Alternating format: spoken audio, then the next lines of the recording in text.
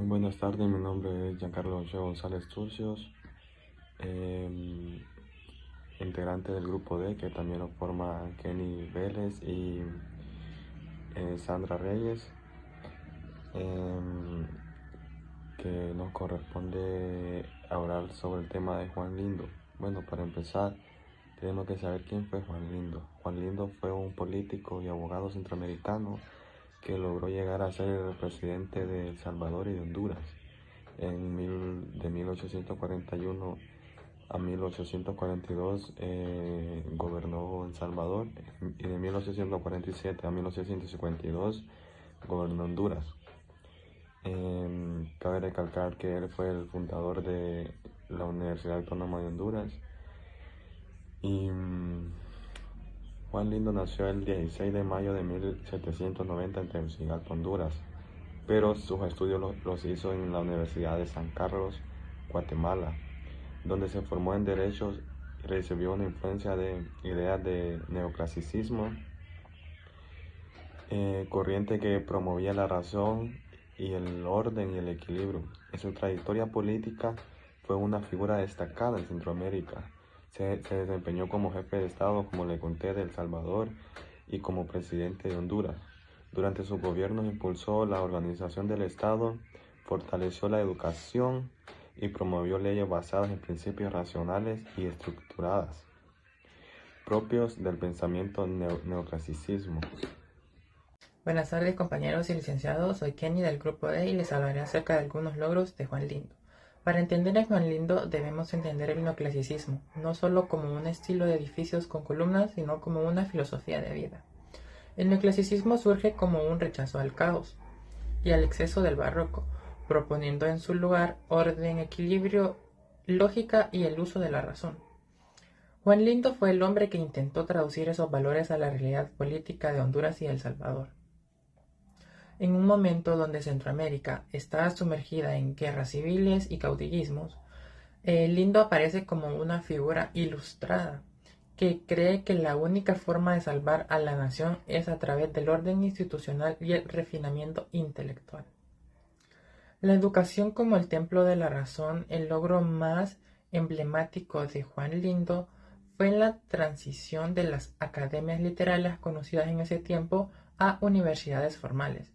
En Honduras, en el año de 1847, elevó la Academia Literaria de Tegucigalpa a la categoría de Universidad Central de Honduras. Para el neoclasicismo, el conocimiento debe ser universal y estar organizado. Al fundar universidades, Lindo buscaba crear una élite intelectual que pensara bajo los principios de la ciencia y la lógica, alejándose del dogma religioso que dominaba la época colonial en ese tiempo. Aunque su presupuesto era limitado, Lindo siempre promovió que la arquitectura oficial reflejara los valores republicanos.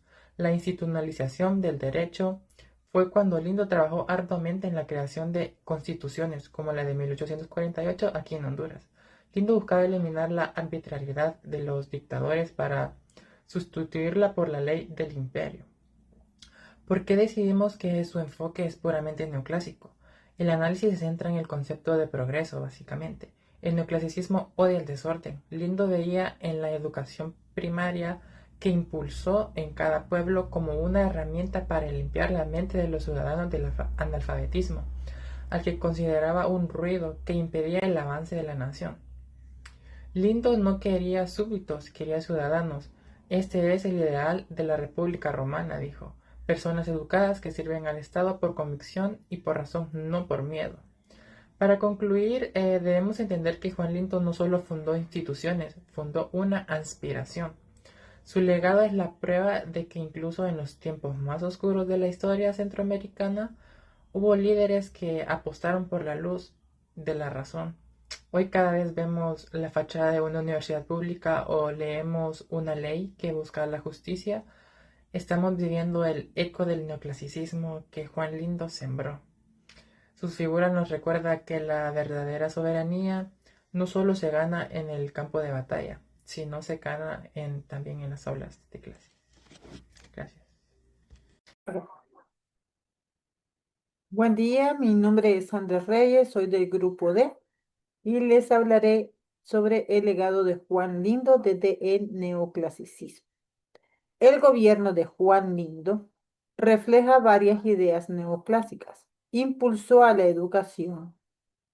En 1847 fundó la Universidad Nacional de Honduras, UNA. Creía que la educación era fundamental para fomentar ciudadanos responsables. Esto coincide con el pensamiento neoclásico de que el conocimiento trae progreso, fortalecimiento del Estado y la ley.